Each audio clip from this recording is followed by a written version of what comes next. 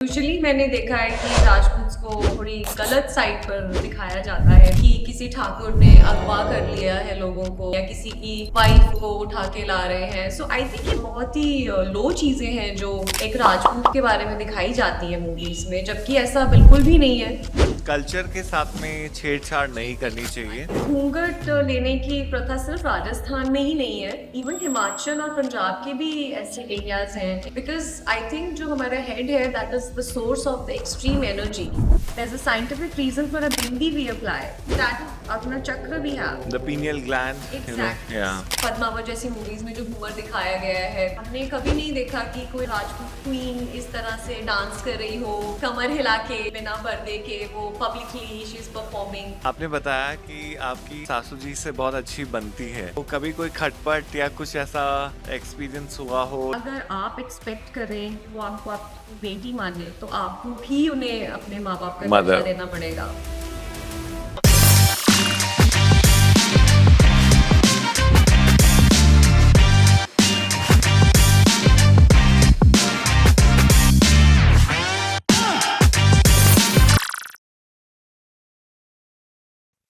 Khamagani everyone, I'm Abhimanyu Singh Tomar and welcome to our show Encounters with Abhimanyu Singh Tomar. So today we have a very special guest. I mean, I was always interested to know about her because जब मैंने उनकी Insta profile देखी थी, मेरे सामने जो reels आई थी और पिक्चर्स आई थी, तो मुझे लगा था कि वो कोई AI जनरेटेड कोई पर्सनालिटी है, पर बाद में जाके पता चला कि वो असली ह्यूमन बीइंग है.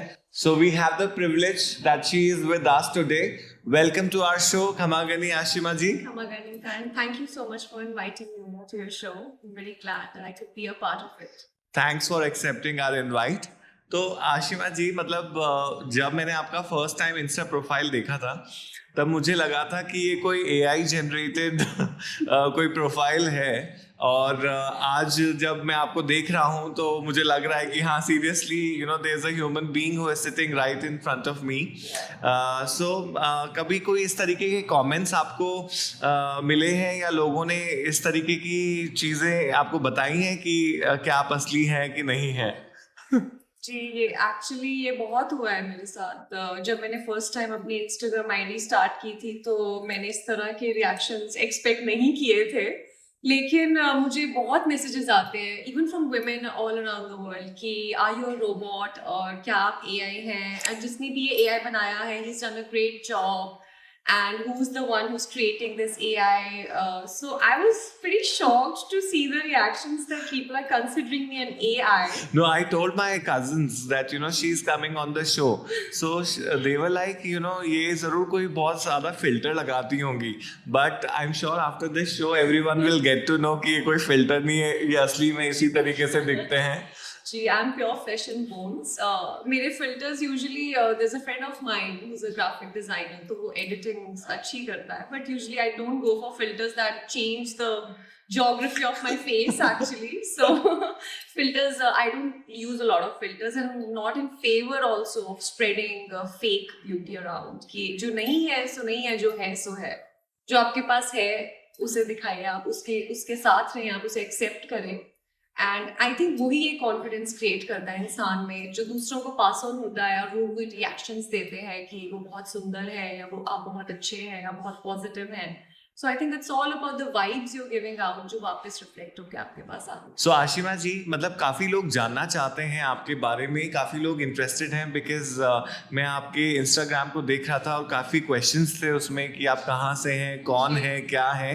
तो आप बताना चाहेंगे कि आप कहाँ से आए हैं और आपका पीहर कहाँ है, आपका ससुराल कहाँ है, कुछ थोड़ा सा डिटेल दीजिए. श्योर. सबसे पहला कि जैसे आपने कहा कि मैं AI नहीं हूँ, मैं एक मनुष्य योनि से आई हूँ. सो आई एम ह्यूमन बीइंग. मेरी पैदाइश डलहौजी की है. डलहौजी हिमाचल प्रदेश में एक छोटा सा टाउन है, which was used as a vacation spot by the Britishers during that era. तो वहाँ पे मैं पैदा हुई, पली पढ़ी. Till my 10th grade, I studied in Dalhousie Public School. That was my education. And after that, I moved to Chandigarh for my high school in DAV. After that, I had college done in Punjab University. I did my Bachelor of Arts in Economics. and I was a topper of my college. Oh, I was lovely. very studious always. I'm always interested in reading new books. And Dalhousie ke baad, that was the place I spent a long time. Or Chandigarh, maybe I spent around 9 to 10 years. After that, I moved to Canada for my further education. और वहाँ पे भी मैंने 4-5 साल अपनी masters degree पे लगाए. मैंने डबल मास्टर्स की रिसर्च मैनेजमेंट में, international business management. Oh, lovely. And then I had work experience working in an import company there. So uske baad the situations arised at my home. My mother was well, so I had to come back to India. And I'm glad I could come back at that time and take care of her. So yeah, no regrets. You must be very proud of Yes, that moment. absolutely. I'm actually very glad that I got that time with her. And yeah, I live a lot of things, and while educating myself, while living far away from home, I met so many people from so many countries around the world, and that was a very huge experience for me, and that changed me as a person a lot. So फिर आपकी शादी कहाँ हुई, कब हुई? जी, मेरी शादी when I was 28 years old. I got married in Rajasthan in a royal family of Jaisalmer. So somehow my mother-in-law was in touch with my Masisa. Okay. So the mutual friend of hers. So they knew each other. I'm sure she must have seen on the Instagram or Facebook. Yes.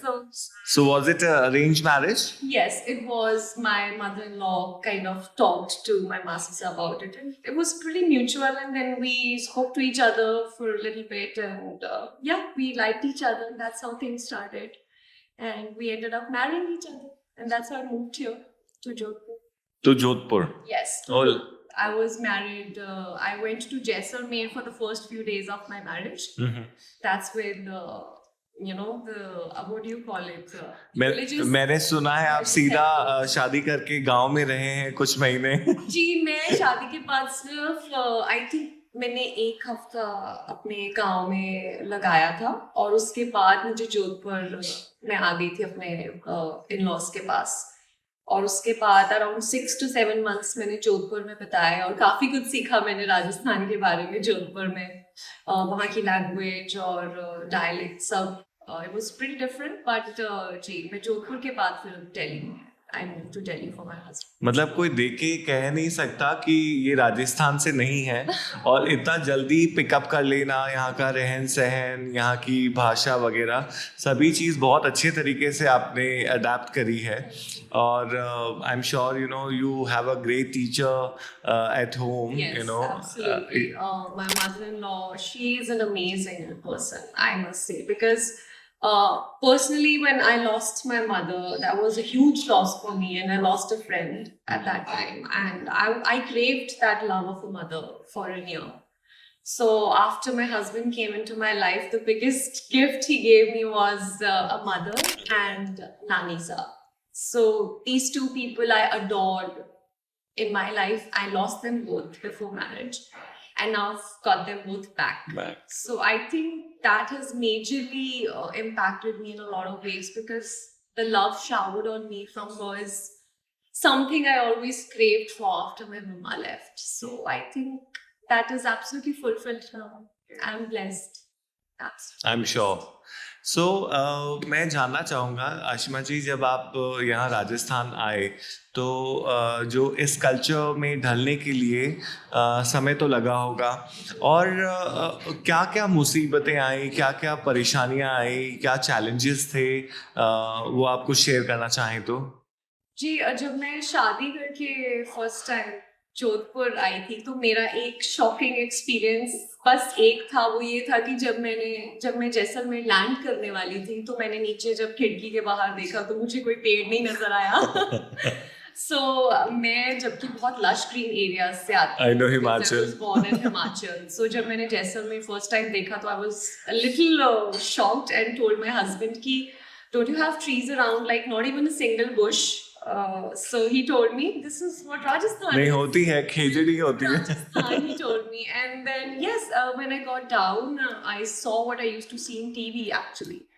I never visited Rajasthan before my marriage, so it was my first experience. Oh, you had never been to Rajasthan before? My So God. this is my first experience after marriage. I visited Rajasthan, and that too straight up to Jaisalmer. Jaisalmer, the Yes. end of Rajasthan. Yes, that's on the border of Rajasthan, and I was pretty amazed to see things around. I love the architecture and how things are made there. So I was very intrigued by all that, and I think I did not face any difficulties because my mother-in-law is very, very supportive from the very first day. So when I landed there, I was a little messed up because I just left my father back home alone.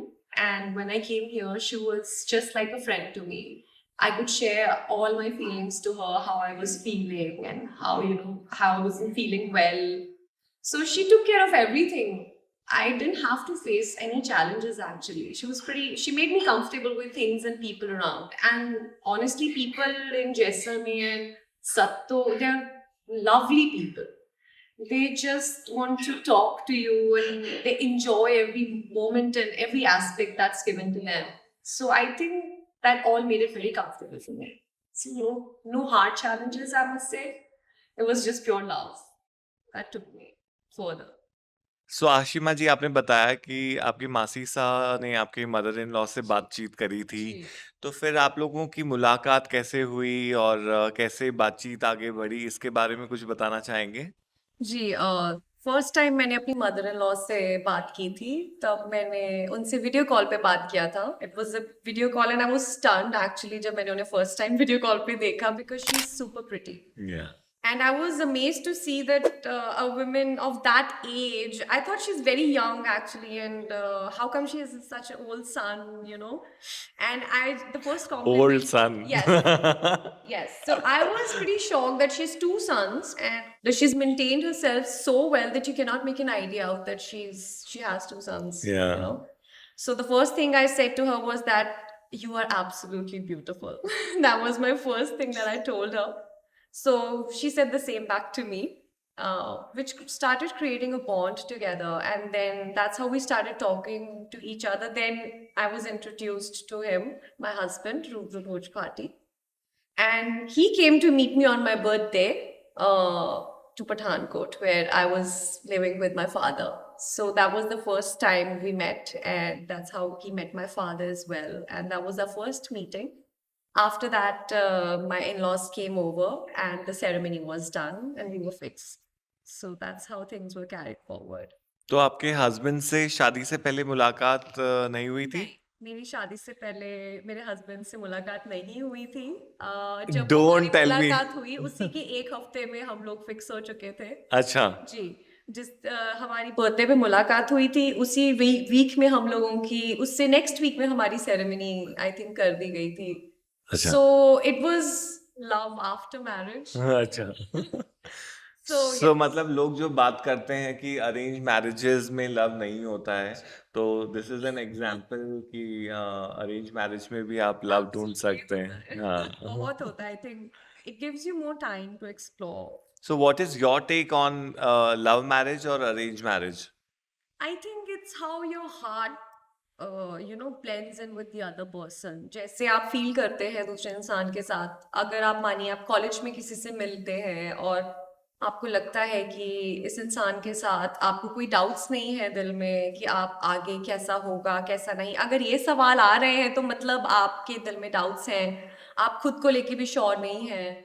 लेकिन अगर आप किसी इंसान से मिलते हैं और आपके सब डाउट्स हट जाए तो आई थिंक वो चाहे लव हो चाहे अरेंज हो, they both work out very well. It's all about understanding and respect. जहाँ पे अंडरस्टैंडिंग और रिस्पेक्ट है, जहाँ प्यार है, वहाँ पे आई थिंक रिलेशनशिप्स खुद ही बन जाते हैं.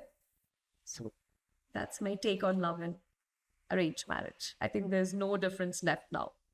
So जब आपकी शादी हुई तो शादी के दौरान आई एम श्योर ऐसे बहुत सारे रस्म और रिवाज रहे होंगे जो कि आपको बहुत इंटरेस्टिंग लगे होंगे, तो कुछ शेयर करना चाहते हैं शादी के टाइम के कुछ अनुभव आपके? जी श्योर. मेरा जो अनुभव रहा है, जो सेरेमनीज एक्चुअली जो राजस्थान में भी की जाती हैं फैमिलीज में, they are actually similar to the ones जो पंजाब और हिमाचल में भी फॉलो होती हैं. ऐसी बहुत सी सेरेमनीज हैं, ऐसे बहुत से कस्टम्स थे जो बिल्कुल सिमिलर थे. और कुछ थे जो अलग थे मेरे लिए, बहुत नए थे। जैसे? उनमें से एक था कि जब हम एंटर करते हैं अपने ससुराल में तो वहां पर थालियां सजाई थालियां। जाती हैं साथ। उसके ऊपर जो भंवर सा है उन्होंने तलवार रखी थी, and with every thali I have to pick that thali up without making noise. I have to keep it on the other thali which is full of I think gehun rice. होता है उसमें। अच्छा। आई थिंक वो रखा होता है। सो आप वो थाली उठाते हैं या दूसरे पे रखते हैं without trying, without making any noise, you put it on the other plate. And उसके साथ साथ जो आपके हस्बैंड है वो तो अपनी तलवार लेकर उस प्लेट पर रखते हैं। सो इट यूजुअली डिफाइंस कि आपके घर में रिलेशंस कैसे होंगे। जहां तक मैंने वहां पे लेडीज से सुना था, जो मुझे बताया गया, वो ये था कि अगर ज्यादा आवाज आएगी थाली में तो मतलब रिलेशनशिप्स में ज्यादा खटक होगी, लेकिन अगर आवाज नहीं आएगी तो रिलेशनशिप स्मूथ होंगे।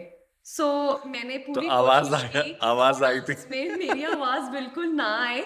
लेकिन सेकेंड राउंड के बाद मैं इतना थक चुकी थी, आई थिंक वो मेरे हस्बैंड और मेरी मदर इन लॉ ने नोटिस कर लिया कि अभी शायद वो गिर जाएगी, वो इतना हैवी उसने सब कुछ पहन रखा है।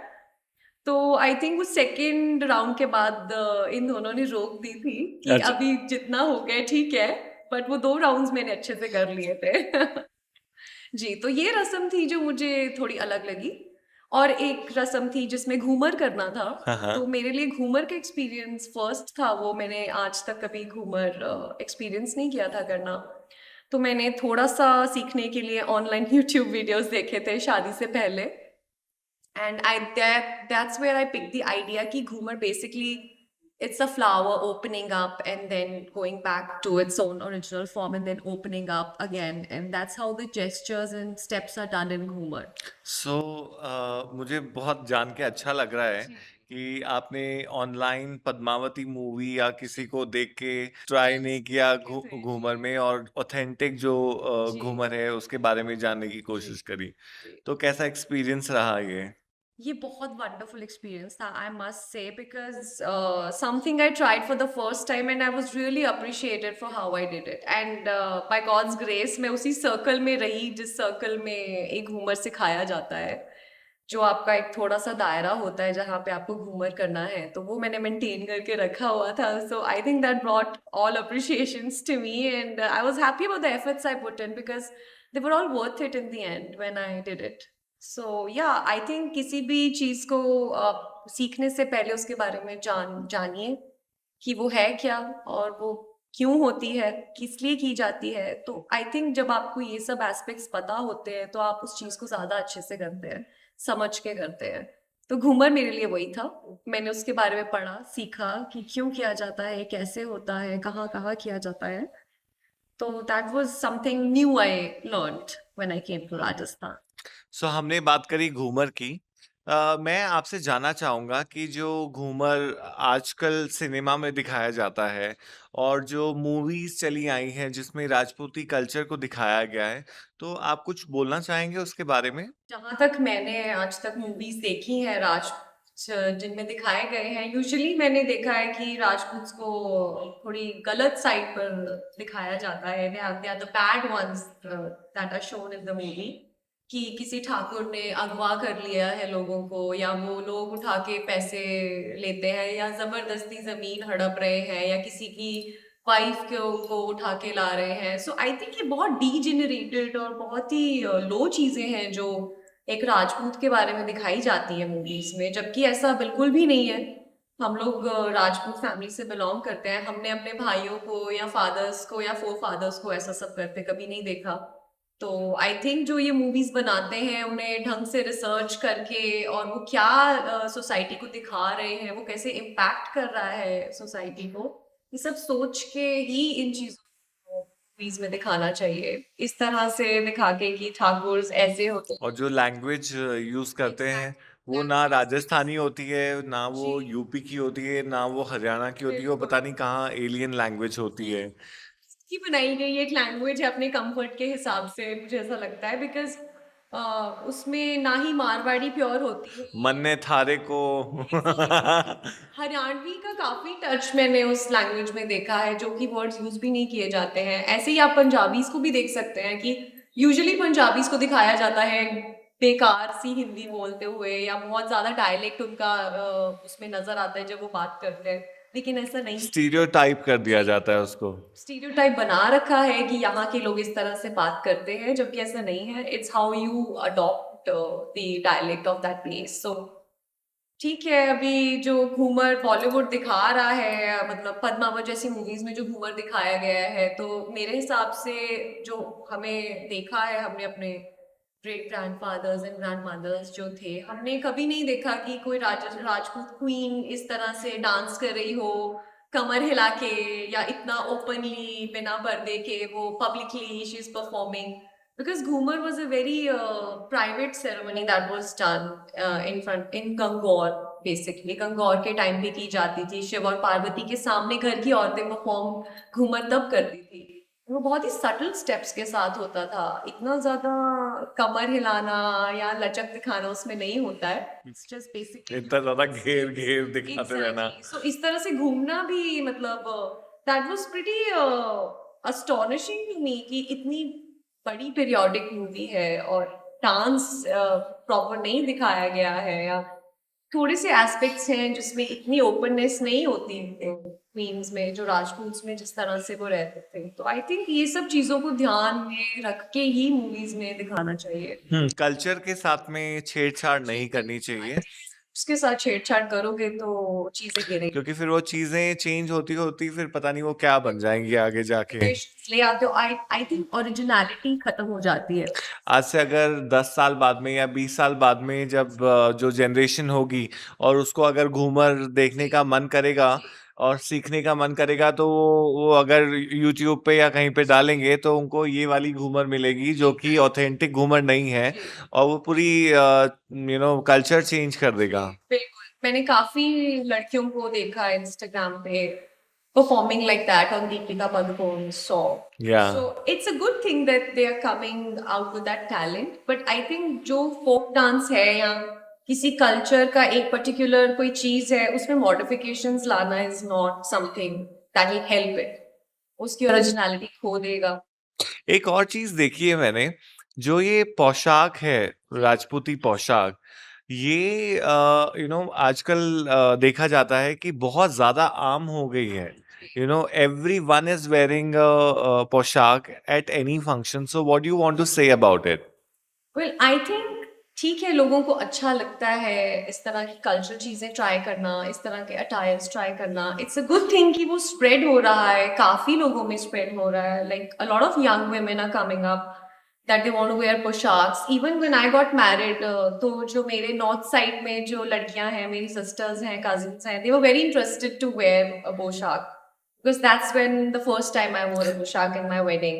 So they were very intrigued by their whole attire, the setup, the jewelry, and everything was very fascinating for them. So I think it's a good thing, but also I think there's a particular place where attire has to be worn. हर एक जगह की एक particular requirement होती है, and I think जगह के हिसाब से कपड़े पहने जाएं तो अच्छे भी लगते हैं। और So पोशाक पहन के जो डीजे पे डांस कर रहे हैं, और उसके बाद में पोशाक को एक तरीके से पहना जाता है, they don't even know, so yes. They should do a little research and then they should wear it, it would be better. जी, I think that's the thing to keep in mind कि जब आप पहन रहे हैं किसी attire, especially culture के attire को, तो आपको ये ध्यान में रखना चाहिए कि उसकी रिस्पेक्ट क्या है, उसे क्यों पहना जाता है, उसे किस तरह से पहना जाता है। अगर आप पोशाक को एक लहंगे की तरह पहनने की कोशिश करेंगे बिना कुर्ती के, सिर्फ कांचली लेके या सिर्फ दुपट्टा ओढ़ के, तो आई थिंक वो ऑथेंटिसिटी नहीं रहती उसमें। तो आई थिंक ये सब चीज़ों का ध्यान जब यंगस्टर्स बोलते हैं कि हमें कुछ पहनना है या ट्राई करना है, तो इस चीज़ की ओरिजिनलिटी और इस चीज़ की इन्फॉर्मेशन पूरी देनी चाहिए कि ये क्यों पहनी जाती है, कहाँ पहनी जाती है और इसका महत्व क्या है। पोशाक के बारे में आपने बताया भाई साहब, सो फर्स्ट पोशाक का एक्सपीरियंस आपका कैसा रहा? जी, I think when a girl is getting married तो ऑलरेडी उसमें एक बहुत पॉजिटिव वाइब्स होती हैं हर चीज़ को लेके। The energy she has at that time is very positive and very strong, I think. और जब आप पोशाक जैसी एक चीज़ पहनते हैं उस टाइम पे, तो आई थिंक वो energy doubles up, so you start feeling very dynamic with in your self. और एक पावर है आई थिंक जो इस तरह के अटायर पोशाक स्क्रीम आउट करती है अपने खुद के पूरे लुक से कि it is something that holds dignity and respect. तो जब मैंने पोशाक फर्स्ट टाइम पहनी थी तो मुझे स्टार्टिंग में थोड़ा पहले मुझे सोच के लगा कि पता नहीं मैं फर्स्ट टाइम पहन रही हूँ, क्या आप एक्साइटेड थे? बहुत एक्साइटेड थी मैं, बिकॉज मैंने ऑब्वियसली हमने मूवीज में के थ्रू और इंटरनेट के थ्रू ही देखा है कि पोशाक कैसी लगती हैं। तो मेरे लिए फर्स्ट टाइम, और इनफैक्ट मेरे घर वालों के लिए भी वहाँ पे फर्स्ट टाइम था कि किसी ने पोशाक पहनी हो। तो मेरे लिए बहुत स्पेशल था वो पोशाक पहनना। और हाँ, मुझे उसका स्टाइल और किस तरह से दुपट्टा उसे मतलब ओढ़नी ली जाती है उसकी, और उस सिर पे कैसे ली जाती है, मूवीज में दिखाया जाता है सब खुला हुआ होता है। और मैंने उसे पहना था तो आई थॉट कि वो बहुत ग्रेसफुल और बहुत डिग्निफाइड अटायर है, एंड उसकी रिस्पेक्ट भी उसी तरीके से करनी चाहिए। और मुझे उसके साथ जो ज्वेलरी पहनाई गई और ये सब अटायर के साथ, आई थिंक वो हैवी बहुत था लेकिन देखने में और पहनने में डेफिनेटली बहुत स्पेशल था, बिकॉज मेरे लिए वो फर्स्ट एक्सपीरियंस था, एंड स्पेशली वो मेरी वेडिंग डे था। तो इसीलिए मुझे लगता है कि वो मेरे लिए ज़्यादा स्पेशल है कि मैंने फर्स्ट टाइम पोशाक तब पहनी जब मेरी शादी। सो पोशाक जब आपने पहनी तो जब आप गांव गए वहां पे जैसलमेर, तो घूंघट वगैरह लिया आपने? जी। वो कैसा एक्सपीरियंस था और उसके बारे में क्या बताना चाहेंगे? डिड यू लाइक इट और you did not like it? So I think घूंघट लेने की प्रथा सिर्फ राजस्थान में ही नहीं है, इवन हिमाचल और पंजाब के भी ऐसे एरियाज हैं। इनफैक्ट हिमाचल वाइडली स्प्रेड है ऐसी चीज की, जब दुल्हन शादी करके आती है तो it out of respect for elders she covers her face and she covers the head.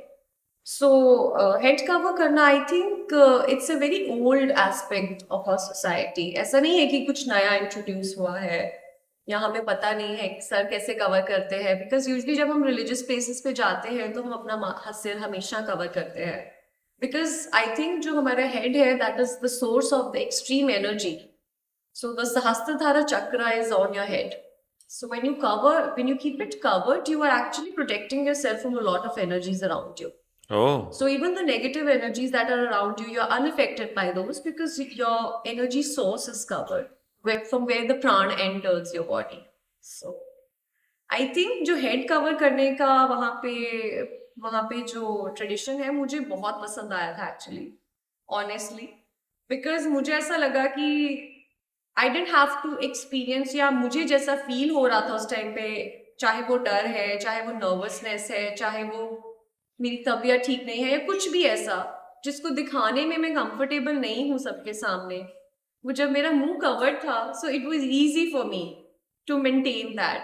और मुझे एक्सपोज नहीं होना था सबके सामने, especially the man of the house. I wasn't at all expose to the man of the house. वहां पर मुझे अपना फेस कवर रखना था, लेकिन when it come to the women, वहां पे my head was covered definitely.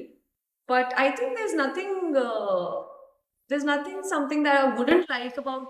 It's something that I consider a very old tradition of also protecting. and I think as a youth, we need to respect that tradition and culture, and we need to, take it forward to the upcoming generations. अपने traditions और अपने roots से जुड़े रहना ही आपको strong individual बना सकता है। If you forget your roots, if you don't want to respect it, you wouldn't certainly gain respect anywhere in the world, because आप अपने ही कल्चर और अपने ही रूट्स के साथ जुड़े नहीं हैं, तो आप बाकी कल्चर्स को कैसे अडेप्ट करेंगे, कैसे उनको रिस्पेक्ट करेंगे, कैसे आप उनके बारे में सीखेंगे। सो आई थिंक अपने ही कल्चर को रिस्पेक्ट करना, उसे प्यार करना, उसे प्राइडली उसे पहनना और दिखाना लोग You should be proud of Yes, it. that we belong to this culture and we're proud of what we're doing, and there are reasons behind it. So I Everything has a scientific reason, Exactly. that is being Even done. for the bindi, there's a scientific reason for a bindi we apply, The- because that is the Agna Chakra we have. The pineal gland, Exactly. yeah. This thing actually is the source of energy. When you put something there, the energy is focused. Focused. So you don't lose your energy scattered everywhere. So you know that it is given a direction. The reasons behind these things, and very scientific reasons behind these things. So I think, yeah, ये सब चीजें follow करनी चाहिए. आजकल के जो बाईसाज और बनाज हैं उनके लिए कुछ मैसेज आप देना चाहेंगे कल्चर को किस तरीके से वो आगे ले जा सकते हैं? अभी तक जहाँ मैंने इंस्टाग्राम पे देखा है, जो लड़कियां जो बाइसा है, आई थिंक वो सभी अपने ट्रेडिशंस के अकॉर्डिंग ड्रेसअप कर रही हैं और अपने इंस्टाग्राम पर पोस्ट भी करते हैं। मेरा मैसेज बनास एंड बाइसास को यही रहेगा कि respect from where you come, respect your roots, और आपके जो भी कस्टम्स हैं, जो भी आपको सिखाया जाता है बचपन से, आपके पेरेंट्स इतना एफर्ट डाल के आप सिखाते हैं अपने धर्म के बारे में और अपने कल्चर के बारे में, क्यों वो चीज़ें की जाती हैं। आई थिंक इन सब चीज़ों को रिस्पेक्ट देनी चाहिए। एंड जब आप चाहे कहीं पढ़ने भी जा रहे हैं या अगर आप कहीं जॉब भी करने जा रहे हैं, तो आई थिंक अपने रूट्स को नहीं भूलना चाहिए। ये सब ध्यान में रखते हुए ही कोई स्टेप लेना चाहिए अगर आप पब्लिकली किसी चीज़ को दिखाना चाहते हैं अपने कल्चर के बारे में। तो आई थिंक उस चीज़ को ध्यान में रखते कि आप क्या प्रेजेंट कर रहे हैं लोगों को, आप किस तरीके से प्रेजेंट कर रहे हैं। तो ये सब यंगर जनरेशन को पता होना ज़्यादा ज़रूरी है, क्योंकि ज़्यादा एक्सपोजर भी दिमाग के लिए कई बार हानिकारक होता है। So exposing your brain to a lot of things makes it messy. So I think जो है उसे संभालो, फिर आगे बढ़ो। आपने बताया कि आपकी सासू जी से बहुत अच्छी बनती है। तो कभी कोई खटपट या कुछ ऐसा एक्सपीरियंस हुआ हो या फिर कोई चीज़ को लेके आप दोनों सहमत नहीं हो? तो हमारे ओपिनियंस अलग हो सकते हैं कुछ चीज़ों को लेके, लेकिन कभी ऐसी सिचुएशन नहीं आई जहाँ पे मुझे ऑकवर्ड फील हो रहा है या मुझे ऐसा लग रहा है कि कोई आर्ग्यूमेंट हो गया है। बिकॉज ऑनेस्टली मैं बताऊँ तो मैं अपने मदर इन लॉ को ऐसे ट्रीट करती हूँ जैसे मैं अपनी मदर को करती थी। And I would never disrespect my mother at all in any terms. So when it comes to my mother in law, मैं उन्हें इसी तरह से देखती हूँ कि वो मेरी मदर है, मुझे मेरी मदर मिली है वापस।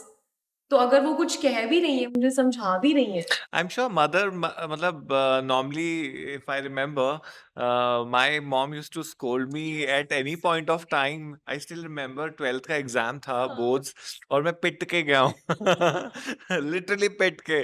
और ग्रेजुएशन टाइम तक मतलब मुझे कहीं से भी एक चाटा लग जाता हाँ, था।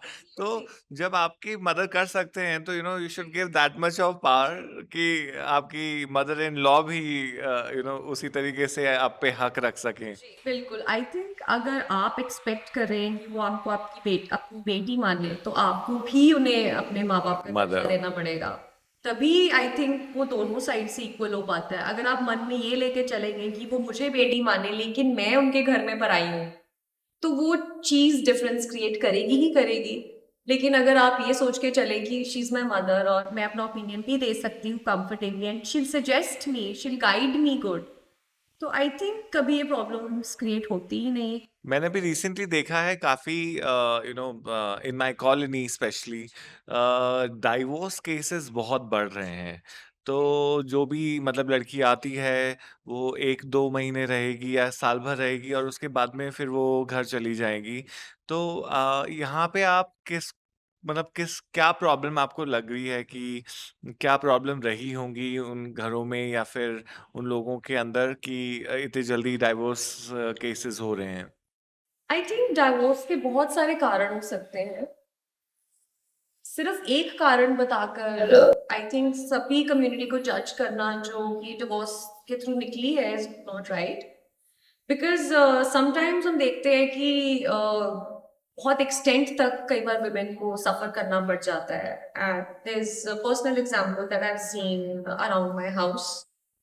So there was a girl who was married in a very affiliated family, and she had a daughter from that marriage. But she was killed because she couldn't bring the dowry for the in-laws. Oh! So she gave everything, every effort to keep that marriage happy. But अगर आप कभी उसको accept ही नहीं करोगे और सिर्फ उसे एक सोर्स की तरह ट्रीट करोगे कि just a source of finance for you, so I think वो उस सिनेरियो में अगर एक लड़की डिसीजन लेती है कि उसे डिवोर्स ही लेना है, तो आई थिंक उसमें कुछ गलत नहीं है। बिकॉज जब उसकी जान पे ही बनाई है और वो सच में उसे मारना ही चाहते हैं, तो it's better to move out of that relationship. लेकिन अभी अगर रिसेंट में जो देखने में आ रहा है वो मुझे ऐसा ज़्यादा ये दिखाई देता है कि जैसे जो गर्ल्स हैं बाइसास, वो एजुकेटेड हैं काफ़ी, और हर सासू को एक एजुकेटेड बहू तो चाहिए, पर वो काम नहीं करनी चाहिए बाहर, वो घर में रह के काम करे, ये देखने को ज़्यादा मिला है। तो I think this is one of the reasons why they are getting divorced. जो अभी डिवोर्स केसेस बढ़ रहे हैं, because it is because high expectations जो हम एक दूसरे से रखते हैं, और जब कभी उसमें कुछ दिक्कत आ जाती है या एक टाइम पीरियड में वो उसे फुलफिल नहीं कर पा रहे होते, तो आई थिंक वो फ्रस्ट्रेशंस का कारण बन जाते हैं, और आ जाके फ्रस्ट्रेशन इंसान अपने पार्टनर पे रिफ्लेक्ट आउट करता है। तो आई थिंक या अपने आप को थोड़ा पेशेंस और समझदारी से अगर सिचुएशंस को हैंडल किया जाए, और टाइम दिया, अपने आप को वक्त दिया जाए सोचने का, और आई थिंक गुस्से में आकर कोई डिसीजन ना लिया जाए, चीज़ इंप्रूव कर सकती हैं।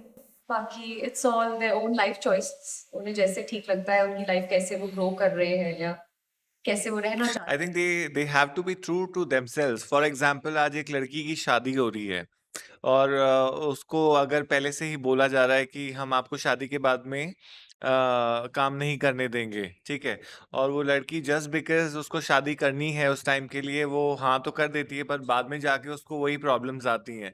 तो they should be able to take a stand before only कि हाँ ऐसा कोई घर है जहाँ बोला जा रहा है कि काम नहीं करना, तो उनको पहले से ही मना कर देना चाहिए कि हमें काम नहीं करना। और द वेरी सेम वे, अगर कोई सास है और उसको अगर इस तरीके की एक्सपेक्टेशन है, तो बहू को होने वाली बहू को पहले झूठ नहीं बोलना चाहिए। एग्जैक्ट, आई थिंक वो एक ट्रांसपेरेंसी होना ट्रांसपेरेंसी होना बहुत ज़रूरी है। और उस पे एक्ट करना उसी टाइम, रादर देन कि आप ये सोचो कि चलो देख लेंगे, बाद में बिकॉज देख। शादी में आप देख नहीं सकते। It's it's a very fragile. very very fragile relationship, and relationships are not easy to make, you know.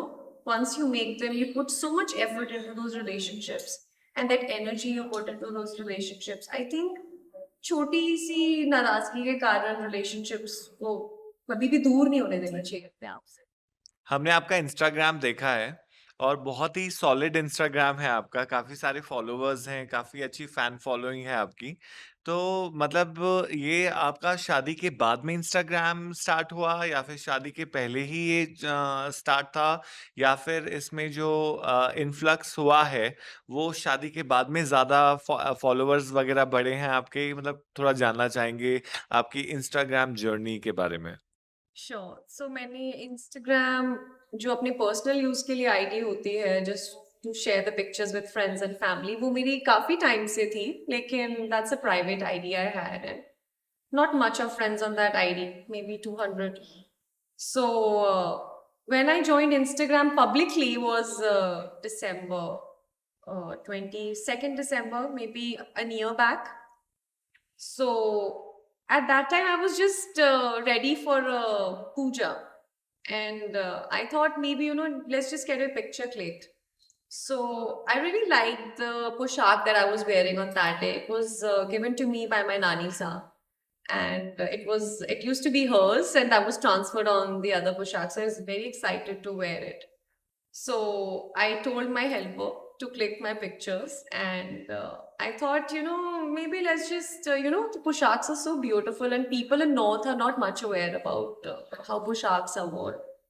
So I thought, let's just post a picture on Instagram out of boredom and spontaneous. It was decision. So I thought, okay, let's just try it. Let's post the picture. So I posted the picture, and I got really good compliments on that picture, and people really liked that picture. So I thought, you know, maybe let's just share my marriage pictures as well, because I was wearing a poshak in that as well, and the jewelry in that was really, really beautiful. So I posted the wedding pictures as well, and that's how people started texting me. You know, please post more pictures. We want to see you in Poshak, and I'm sure all the pages like Futra, Baisa and everywhere, your pictures must have floated. yes, Somebody started texting me that please send us your picture or a poster on the royal page and things like that. So I wasn't very aware about the royal pages. So I told my mother-in-law about this. So she said it's okay. Send them one of your pictures and it'll be fine. So I sent them the picture. They posted it on their IDs, and I again got very good compliments on the pictures. So after that, I think I was pretty regular with posting on Instagram. The reels I used to make, whenever I used to wear the poshak, I used to make a reel and post it online. And then I switched on to the saris as well, because I really loved the poshaks. I was always very fascinated by the whole attire. So I wanted to spread it further, and even in the north regions, and even with my cousins and family. So that's how I started it. And for the saris, I always loved saris since my childhood. I used to see my mother wearing saris, and I always used to adore her, how she carried it. So that's when I used to think that when I'll grow up, I'll start wearing saris and things like that. So yeah, it gave me an opportunity to even show that saris can be very comfortable and also very very grandeur. And gives a very elegant look to your whole personality. Any occasion. I mean, I'm on a coffee podcast with you and I'm wearing a sari, which is very very comfortable. And also, if you go to a very formal occasion such as a wedding or anything like that, there are saris that you can wear. I also saw that you have a brand. Yes. What's the name of the brand and when did you start it? What was the idea behind it? So I started this brand House of Jaisalmer. Oh, I got this idea because a lot of women started texting me for the saris that I used to wear. They wanted me to sell the saris to them. okay. And also some people texted me to rent out my poshaks and saris Oh to them. my God. I'm sure you have not done that. So I used to feel, like women are really into the saris that I wear. So I thought, why not, bring out a range that covers all types of varieties in the saris. And, there are a lot of artwork in the saris as well. It's a total art, I think. And you're the muse when you wear it. So I think saris में तो Banarsi saris and Jaipur is famous for chiffon saris, and then there are a lot of kalamkari saris, a lot of patterns that exist. So I wanted the world, around me especially to know that even they can try the saris according to what they like and what patterns they like. So that's how I started this brand. How is it doing? It's doing great actually. I didn't expect that in the very beginning of the brand. So I started getting orders from abroad as well. So I have clients from Singapore, from London, from America. So these girls are really interested to wear the saris that I put on. So yes, I'm pretty happy and glad with the work I started because I think it's going to go far as the women are really interested in buying the saris, and they're more actually happy about the fact that somebody in the youngsters is representing the The sari, culture. traditional attires. So they feel pretty confident about wearing it now, which makes me feel happy as well. So I'm inducing the confidence of wearing the saris and posaks somewhere, which is pretty good. ये तो बात हुई आपके पहनावे को लेके. I'm sure a lot of girls wants to know that what is your beauty regime? How do you keep yourself so beautiful all the time? Well, I think it's the genetics that has made me like this. I sure look like my mother. Totally like my mother. She must have been so beautiful. Yes, my mother was absolutely stunning.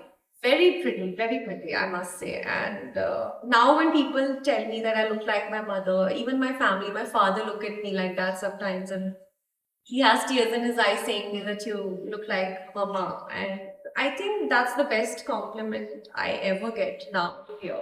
People who know my mother directly just tell me that I look like my mother. Must be a very proud moment. It is actually a very proud moment because even my mother-in-law adores my mother very much. When she saw her picture, she loved how she dressed up and how she looked. So I think that's definitely a very proud moment for me when somebody tells me I look like my mother. And also, I think when you consider the health side, I think all you need to do for your skin is to eat healthy Like have boiled vegetables a lot of hydration you need. I drink around 3 to 4 liters of water every day. And also I do Surya Namaskar and yoga as well. So that's my routine. I wake up at 4 in the morning. So yoga, Yes. vegetables, boiled Boiled vegetables, vegetables and and collagen as well. collagen, And a lot of love for God. and also water. Yes. So even I think living in such polluted states also sometimes affect your skin. And by keeping yourself positive all the time makes you look beautiful. Yes, definitely. I think being positive is something which always brings happiness inside you, and that always reflects outside on your face as well. So be happy, be positive, and keep smiling. I think that's the mantra to keep yourself happy in all times. हमने बात करी आपके पहनावे को लेकर, हमने बात करी आपके ब्यूटी रेजीम को लेकर, पर I am sure people would like to know more about your personal interest and hobbies also. तो कुछ बताना चाहेंगे क्या हॉबीज हैं आपकी? लेजर टाइम में आप क्या करना पसंद करते हैं? जी। सो यस, मेरी बहुत सी हॉबीज हैं, बट यूजली वो हॉबीज कनेक्टेड हैं एक ही के साथ, that is reading. And reading is something I do whenever I am free. मैं रीडिंग और मेडिटेट बहुत करती हूँ।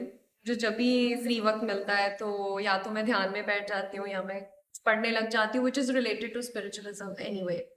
सो एज यू नो, इंडिया में बहुत ज्ञानी फिलोसफर्स हुए हैं, जैसे स्वामी विवेकानंदा हैं, योगानंदा जी हैं। सो मैं काफ़ी बुक्स हैं जो स्पिरिचुअलिज्म पे पढ़ती हूँ। काफ़ी ऐसी बुक्स हैं जो मैं रिसर्च जो की गई है, even after a lot of schools that were opened up for spiritualism, उनके बारे में। और जो अभी प्रेजेंट गुरु हैं, काफ़ी जो अभी फिलोसफर्स हैं जो कोशिश कर रहे हैं स्पिरिचुअलिटी थोड़ा जगाने की लोगों में, तो वो काफ़ी बुक्स भी उनकी भी मैं पढ़ती हूँ। So it's like I always try to read as much as I can, because somewhere it has always helped me in my decision making.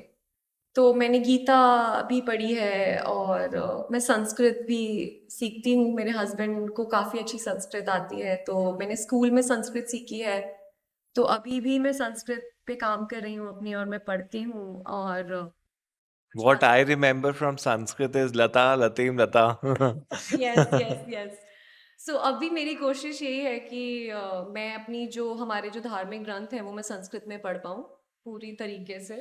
It is inspiring me to learn Sanskrit also. I also love languages. यस, it's the Dev Bhasha है I think, तो I think आनी चाहिए। And it reminds me, you know a lot of languages. Can you please let your audience know what are those languages? जी, तो मुझे French आती है। It's just the beginner level of French that I learned when I was in Canada, Montreal में। और मुझे पंजाबी आती है। Montreal. Oh yes, definitely that's how you speak. I've also learned French. Really? Yeah, That's yeah. great. So it's just mine is just the beginner level. So Okay. I know how to basic, the conversations are very basic, how to tell my name, and Yeah. so that I can just conversate for a few things that I need. So Punjabi I know very well. I know how to read and write it both. And Hindi, as वो तो हमारी मातृभाषा है ही। English आती है, as you know, it's a medium of conversating. और मुझे Dogri language भी आती है। आपकी लाइफ के सबसे बड़े इन्फ्लुएंसर कौन रहे हैं या जिन्होंने आपको इंस्पायर करा है? आई थिंक हर एक डॉटर के लिए उसकी फर्स्ट इंस्पिरेशन उसकी मदर ही होती है। किसी भी बच्चे के लिए इनफैक्ट आई वुड से जो सबसे पहली हीरो या इंस्पिरेशन होती है वो उसकी मदर होती है। मेरे लिए भी मेरी फर्स्ट इंस्पिरेशन मेरी मदर ही थे। उनसे ही मैंने सीखा कि लाइफ में कैसे कभी हिम्मत नहीं हारनी चाहिए, कैसे स्ट्रॉन्ग खड़े रहना चाहिए। और इनफैक्ट साड़ीज, जैसे मैंने आपको बताया कि चाइल्डहुड से मैंने अपनी मदर को देख के ही सीखा है। और after my mother I would say अब मेरी मदर इन लॉ है जो मेरी इंस्पिरेशन बनी है। How she carries herself and how she sits down in the society and talk to people, how she interacts with them, and how she is always so full of energy. I saw her downstairs and I thought she's your sister. Yes. She carries so well. She's so positive about living life, to the fullest. She will enjoy with you. Like if you're a kid, she'll enjoy with you like a kid. If you're an adult, she will enjoy with you like an adult. If you want to talk serious with her, she will talk serious with you. So it's always inspiring for me, the women who always, how to handle things in life, how to stand strong in life, how to face situations in life. I think all the women who know this are always inspiring. So मेरे inspirations जो अभी मेरे सामने हैं, वो एक मेरी mother थे और अभी मेरे फादर। सो भाई साहब ने बताया कि आप काफ़ी बाहर ट्रैवल कर चुके हैं और कनाडा में रह भी चुके हैं। तो आपने मतलब बहुत ही स्ट्रेंज है कि वहाँ की सभ्यता आप में दिखाई नहीं दे रही और आपने ज़्यादा इन्फ्लुएंस राजस्थान और इंडिया का रखा है। तो किस तरीके से मैनेज किया आपने ये सब चीज़ें? तो जिस चीज़ ने मुझे मेरे कल्चर के साथ जोड़ के रखा है बाहर भी और यहाँ पे भी अभी तक, वो आई थिंक भगवान का नाम है मेरे लिए। मैं बहुत ज़्यादा, I know that God exist, I know this, we are supernatural beings, हम लोग स्पिरिचुअल बीइंग्स हैं एक ह्यूमन बॉडी में। सो आई थिंक ये अंडरस्टैंडिंग अपने आप को लेके आपको ऑटोमेटिकली अपने कल्चर से, अपनी रूट्स के साथ जोड़े रखती है। तो आई थिंक जैसे कि मैंने आपको बताया, मुझे बुक्स रीड करने का बहुत शौक है, तो इन बुक्स ने मुझे काफ़ी हेल्प किया मेरा माइंडसेट मेरी खोलने के लिए। इस मामले में मैंने देखा है काफ़ी पंजाबीज़ जो कि अब्रॉड रहते हैं, उनकी इंग्लिश एकदम उसी स्टाइल में वो लोग बोलते हैं जहाँ वो रहते हैं। कनाडा में है तो कैनेडियन और लंदन में है तो लंदन के हिसाब से। बट जिस समय वो अपनी मातृभाषा बोलने लगते हैं या फिर अपनी स्टेट की भाषा बोलने लगते हैं, वो आई एम श्योर वहाँ से भी ज़्यादा एकदम जो ठेठ भाषा है वो बोला करते हैं।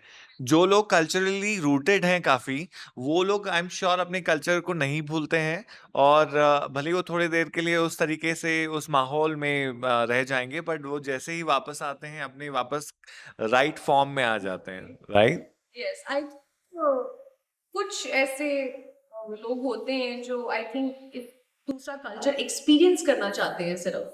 सो वो एक्सपीरियंस का मतलब ये नहीं है कि आप जिस कल्चर से आते हैं आप उससे भूल जाएं। तो आई थिंक ऐसे बहुत से लोग हैं जो अपने कल्चर से अभी तक बाहर जुड़े हुए हैं और वो सब सेरेमनीज, रिलीजियस सेरेमनीज अभी तक कैरी आउट करते हैं जैसे कि यहाँ की जाती है।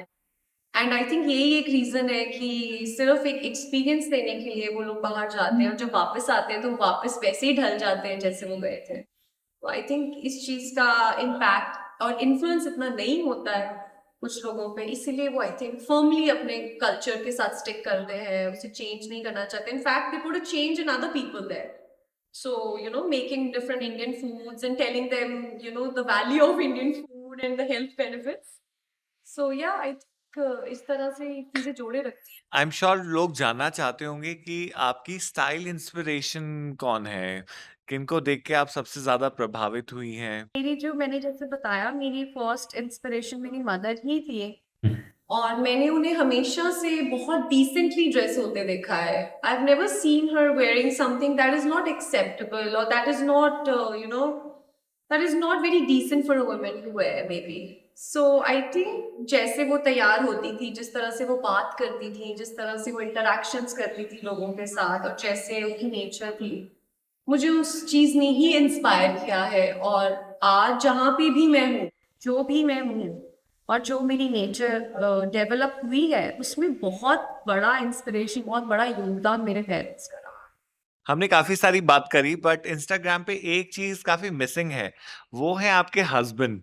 हमने उनकी पिक्चर्स और चीज़ें देखी नहीं है, तो आई एम श्योर लोग जानना चाहेंगे आपके हस्बैंड के बारे में भी।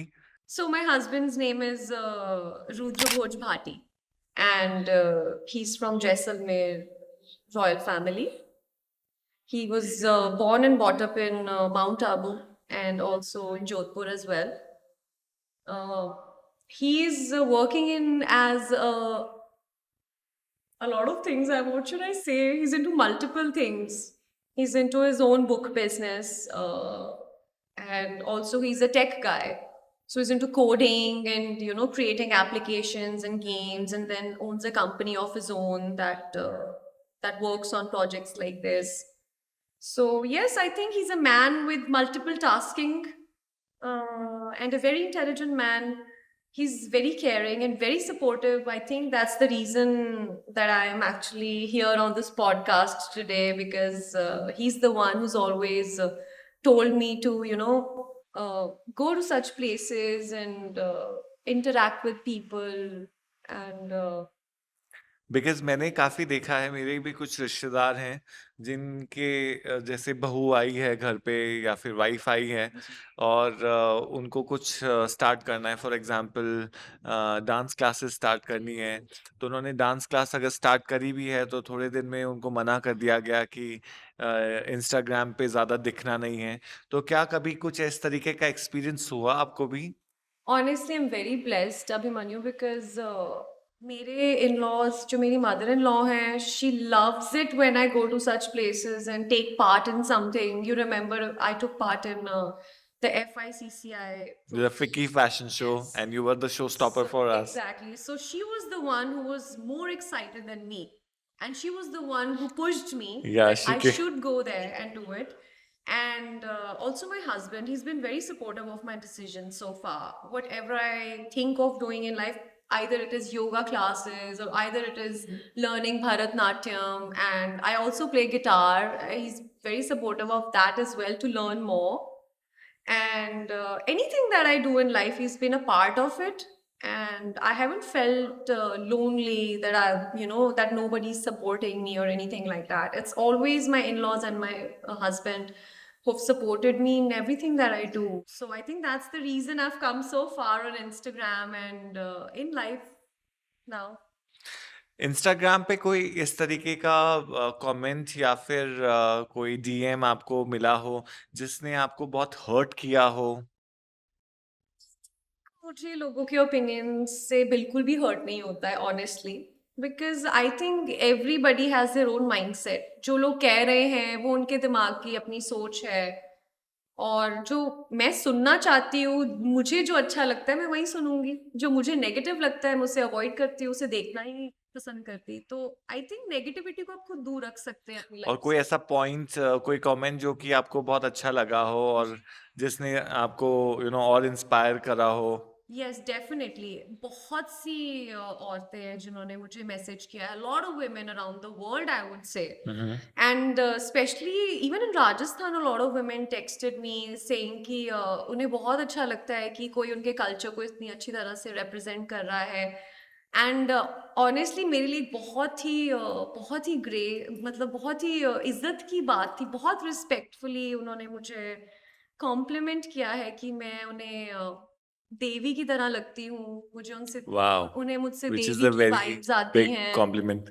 इनफैक्ट मैं राजस्थान, जहाँ मेरी शादी हुई है, वहाँ पे भी जो औरतें, मेरे जो बड़ी वहाँ पे घर की औरतें प्रेजेंट हैं, वो जब मेरे पास बैठती हैं तो उन्हें ऐसा ही लगता है कि वो किसी देवी के पास बैठी हैं. और ये चीज़ें जो मुझे कही गई हैं, मतलब मेरे लिए ये सुनना और सोचना बहुत बड़ी चीज़ है.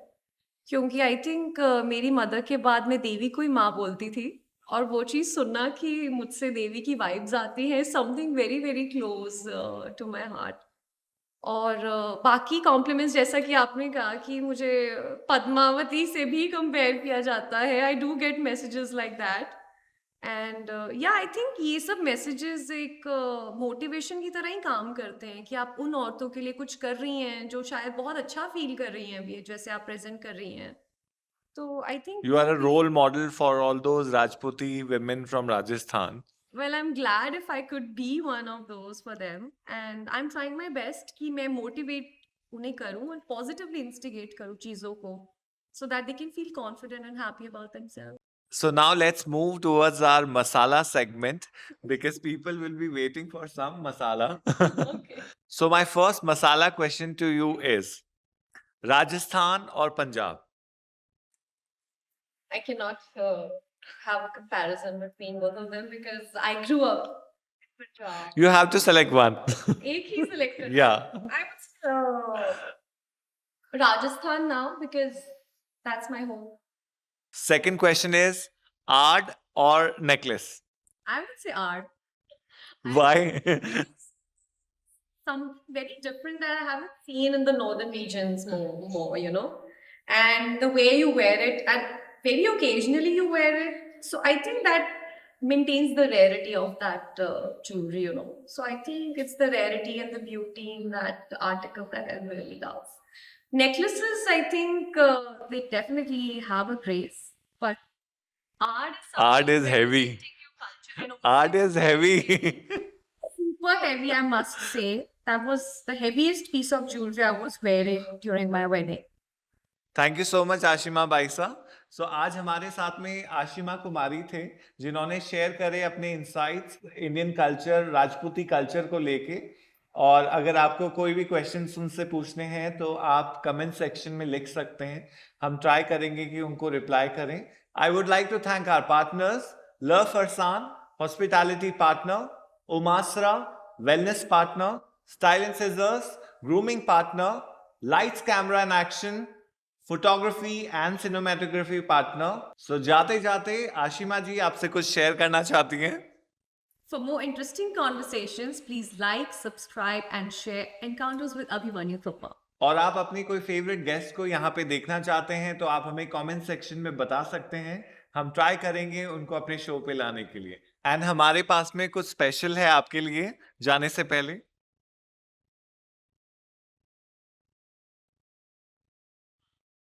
ये आपकी बैल्कनी के लिए Wow, it's for really cute. Birds. ये हमारी याद दिलाने के लिए You? स्टाइल एंड सिजर और उमासरा की तरफ से. And these two plants, one will be planted here Wow. ताकि वो आपके नाम पे यहाँ पे याद में रहे, और एक प्लांट आपके घर पे Wow. ताकि I like हमें this idea. हमें याद दिलाते रहिए. We have to be very eco friendly also. Definitely. We need Yeah. to take care of the environment. Yeah. as well.